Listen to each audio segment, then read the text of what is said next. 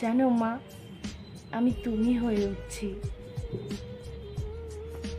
আমি এখন সবার আগে ঘুম থেকে উঠি।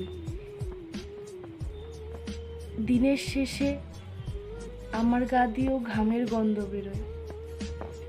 আমি এখন গুছিয়ে শাড়িও পরতে পারি, খোপাতে স্বাচ্ছন্দ্য বোধ করি।